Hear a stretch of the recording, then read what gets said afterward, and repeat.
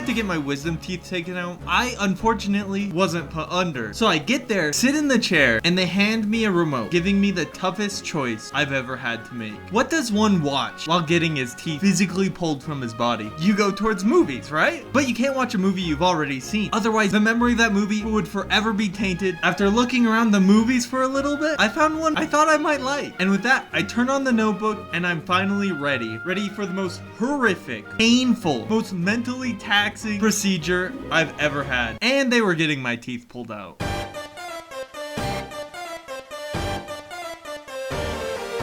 When most people hear The Notebook, they think of a romance story. They think of this. Still isn't over. Gross. Now this is the real trailer for the real movie. They had nothing in common, but after seeing Allie that night, something inside Noah snapped. I didn't care anymore. Like, this just sounds predatory. It sounds like he's a serial killer. But it sets up the whole tone for the movie. The opening shot of this movie, first off, is the duck and the birds. Remember those? Those are important later. And it goes up to this old lady. But I thought this was a movie about young people. Then they said the first and only joke I laughed at in this entire movie. How's it hanging, Harry? I keep trying to die, but they won't let me. But this old guy wants to read to this old lady. So he starts reading and the actual movie starts. June 6th, 1940. Allie was 17 years old. It starts off with these two walking around and essentially doing nothing until he sees this girl. And he just stands there and stares at her. Menacingly! You want to know the first words he says to her? You wanna dance with me? Bro, what? No, Why not? because I don't want to. And so he accepts her rejection. Psych! Oh, you go out with me? No! You leave me no other choice then. As a male manipulator myself, everything this guy does is just manipulating. Even to start off the relationship, he starts off manipulating her. And you can trust me, I would never lie to you. Say it. I want to go out with you! Say it again. I want to go out with you! And unfortunately for her, he sees her again. Look at his face while he says these things. When I see something that I like, I got it. I love it. And not only that, her friends set her up on a date with him. Why? You remember now, don't you? Oh my God.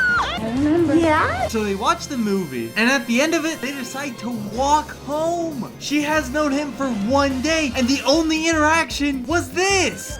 We're gonna walk. You guys love each other?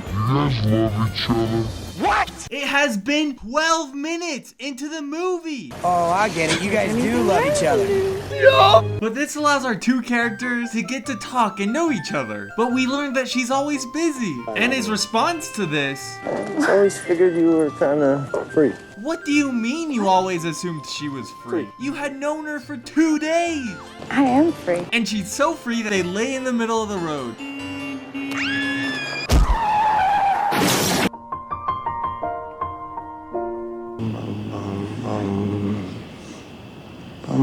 And so, the movie decides they're in love, and this is how they show it. This was the point where I would have turned it off, but I couldn't. But the one thing I do admit that they do well is symbolism. You remember the birds? Well, they represent freedom. Our characters want to be free, which they subtly hint at. Do you think in another life I could have been a bird? Oh, yes! You're a bird.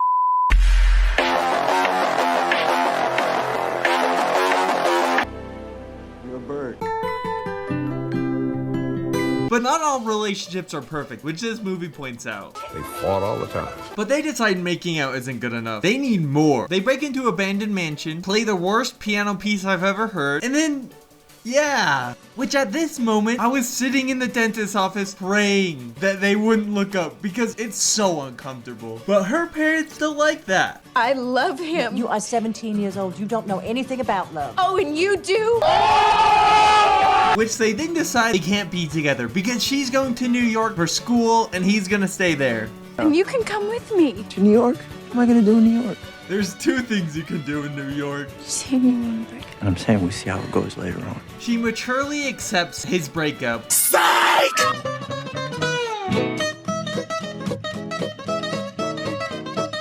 I hate you. I hate you.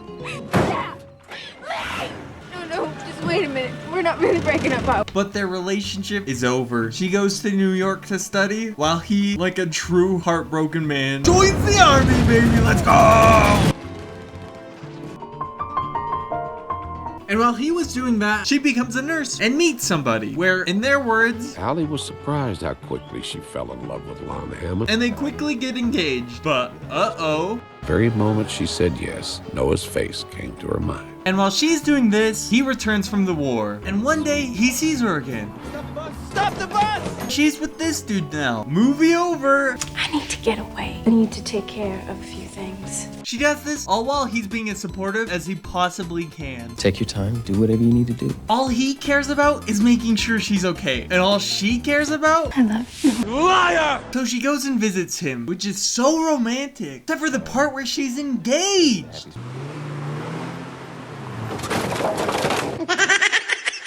Well, that's that. You marry Lon, we can be friends. And indeed, they were just friends. Which this is all happening while she's engaged. Do you understand? She is cheating. But not only do they kiss, they... Like, really? Is she this stupid? And then her mom shows up. That's just terrific. You, me, Noah, and Lon, one big happy family. She acts as if this was someone else's fault. As if she didn't choose to A, get engaged, or B, do this. You knew what you were doing. You knew this would happen. Oh, so now I'm a tramp. Imagine being mad at somebody else in this situation. This was entirely you. So the mom drives off to show a guy that she had a fling with. And how long ago was this? 25 years ago. Stop here and I'm watching.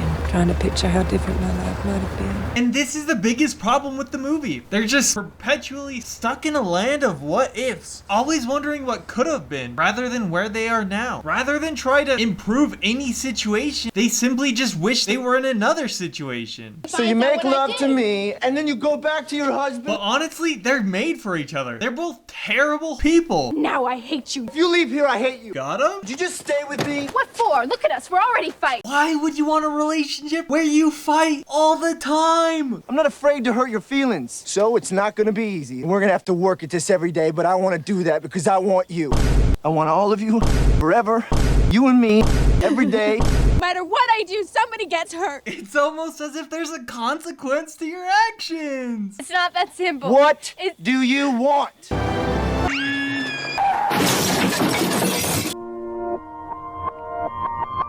But this is just where you feel sorry for her fiance. The way I see it, I got three choices. One, I can shoot him. 3, I leave you. None of those options give me you. Don't you just feel bad for him? And in spite of everything, I love you. Bro is the only good person in this movie. He did not deserve this. I already know I should be with you. The music tells us that we should be excited, that we should be enthusiastic that they're together, that love won. And all I can think about is the poor guy alone after the girl he thought he loved cheated on him and left him. How am I supposed to enjoy the movie when this is what it shows? This is what the movie is. They act like it's romantic. Oh, and the old people were the young people. It was us. It was us. Who would have guessed? That's enough of the worst movie I've ever seen. I'm tired of being a hater. You serve zero purpose. You should love yourself now. Yes, you should. The start of La La Land is just showing the most fun Californian driving experience. And this introduces us to our two main characters. First is Sebastian, where you see him listening and re-listening to the same thing over and over. So you understand he's a musician. And they do it without directly telling us. That's not a really smart guy. And then Mia, an aspiring actress. Lunacy. I don't know how she forgot her lines. She's literally an actress in real life, and they conform further into Californian stereotypes. This is where you learn that Mia works at a coffee shop, still looking for an actress job, and yet the job search isn't going very well. But one day, as she goes to a party and her car gets towed, she walks home, and as she's walking, she hears a song that she can't help but to stop and listen to. And she goes to see who is playing this song. And then we switch to Sebastian's point of view.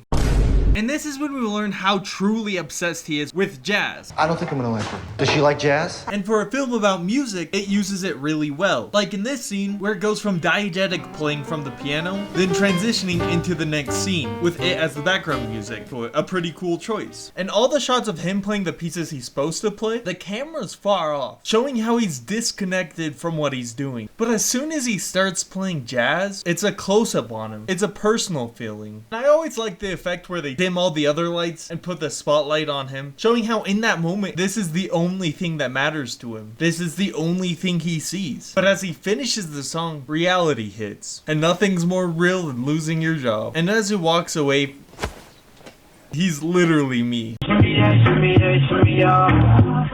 But through twist of fate, while Mia's trying to network and he's doing a side gig, they meet again. They remind you that you're watching a musical. And the next day, he surprises her at her job. And after she gets off, they start talking and getting to know each other. Like how badly Mia wants to be an actor and how much Sebastian loves jazz. I should probably tell you something now. I hate jazz. I'm just gonna stump you. So he takes her to a jazz thingy, where he talks about how truly passionate he is about it. It's dying on the vine, and the world says, let it die. Well, not on my watch. And at the same time, Mia gets a call back from one of her auditions, which transitions to them agreeing to meet later and watch a movie. I can take you. Okay. So they say goodbye with a final look back. Mia's audition unfortunately goes poorly, and we meet her boyfriend. I don't know why they put this part in, but while she's at her boring dinner, she hears Mia and Sebastian's theme. Upon hearing the music, she decides to make a decision, and with one hasty apology, distancing herself from what could have been, and finally running to the passion with a smile on her face.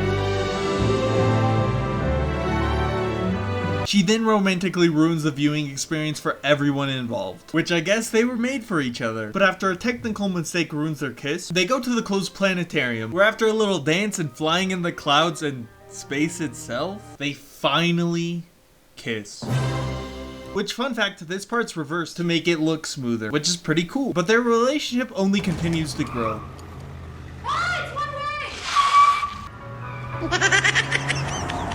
With a cute little montage of the passing summer, which is once again edited with the music. And with her loving the jazz that he's playing. But all good things must come to an end, which is marked by none other than John Legend, baby. Who offers him a job to play music with him, but he doesn't like that type of music. Is that a music note? Is it an apostrophe? Yes. But it's clear at this point that jazz doesn't pay enough. So despite his hatred for John Legend's type of jazz, he decides to work for him for the money.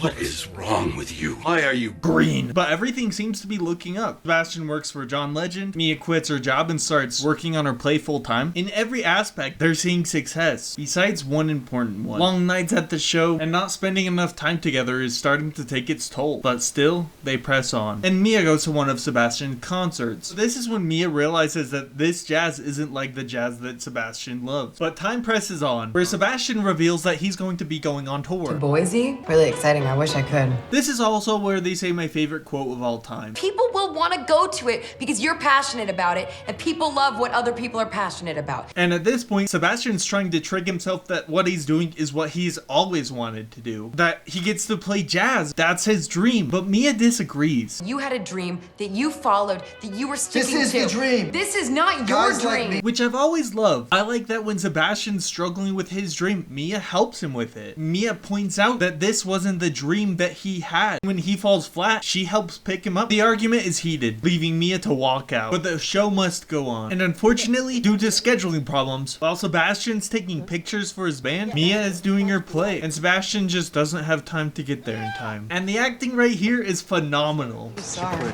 You're sorry.